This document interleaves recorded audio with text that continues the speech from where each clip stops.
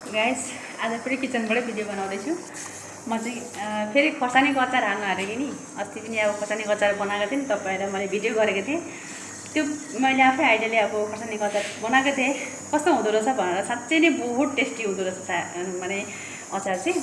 र अचार थियो र हस्बेन्ड जी आउनुभयो, उहाँले त्यही खानुहुन्छ, बहुत मिठो लाग्यो भनेर त्यही खाइराख्नुहुन्छ।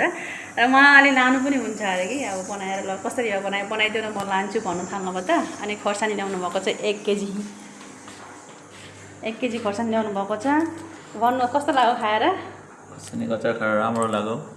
खोर्सानीको अचार लिएर जाउँ भनेर उहाँ साथीहरूलाई खिलाउँ भनेर आफू पनि खानुको लागि बुढीले बनाएको अचार हो। घरमै बनाएको अचारको टेस्टै अलग हुन्छ नि। अब पटनमा त भेटिँदैन यस्तो।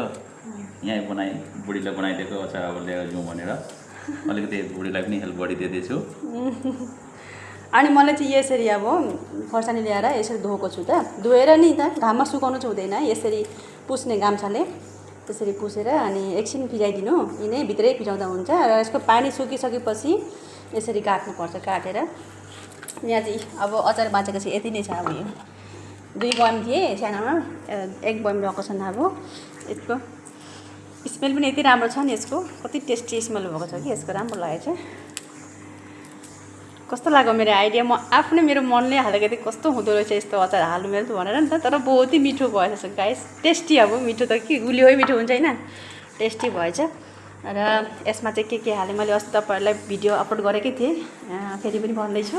कालो जिरा, मेथी अनि जिरा, त्यहाँबाट के अरे अजवाइन अलिकति सक्नु, अजवाइन पनि हाल्नुहोस्, राम्रो हुन्छ अजवाइन हाल्दाखेरि। र यो अरू के मसला थियो,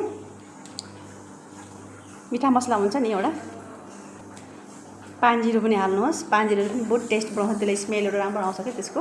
र लास्टमा जति पनि हालिसकेपछि अनि सबै भुटेर अब त्यसलाई ठुलो बनाएर अनि खोर्सानीमा मोलेर त्यहाँबाट तेल भिन्दै तेल गरम गरेर अनि माथिबाट पुरा चैँ गरेर तेल हालिदिनुपर्छ। तेलमा चाहिँ फ्राई गर्ने होइन खोर्सानी चाहिँ, तर तेल माथिबाट हालेर पुरा मसलाहरू मसला सबै त्यो खाएर नखपाई हालेर मुसेर अनि बनाउनुहोस्। यति राम्रो लाग्छ नि। कहिले पाहुना पाता पनि टेस्ट अचार दिनु पनि यति राम्रो लाग्छ नि। त्यसको टेस्टै अलग हुन्छ कि खोर्सानीको अचारको। एक त पिरो हुन्छ होइन, अर्को टेस्ट पनि राम्रो लाग्छ। र मलाई चाहिँ बहुत मन पर्यो। तपाईँले पनि बनाएर खानुहुन्छ भनेर आशा गरेँ। खानुहोस् बनाएर होइन, घरमै त हो, आफ्नो घरमा बनाउनु चाहिँ के त होइन, आफ्नो घरको वस्तु खानु राम्रो त हो नि त बनाएर खानु भने। र त्यही हो, म चाहिँ त्यही अनुसार भिडियो बनाएँ। र हस्बेन्डजीलाई चाहिँ खुब मन पर्यो भन्नुभयो, मलाई खुसी लाग्यो। र हामीले पनि बहुत खाइरहेछौँ। र उहाँलाई चाहिँ सक्न आँट्नु भयो अब। अनि लान्छु भन्दै हुन्थ्यो, त्यसको लागि नयाँ फेरि अलग हालिदिन्छु भनेर नि ल्याउनु भयो खोर्सानी। 1 केजी खोर्सानीको लानुहुन्छ अरे अब गाइस। अब हेर्नु न त। तर लास्टमा निम्बु टेङ्गा चाहिँ हाल्नु नबिर्सिनु है, टेङ्गाले पनि भिज्दै एउटा स्वाद आउँछ कि। By by.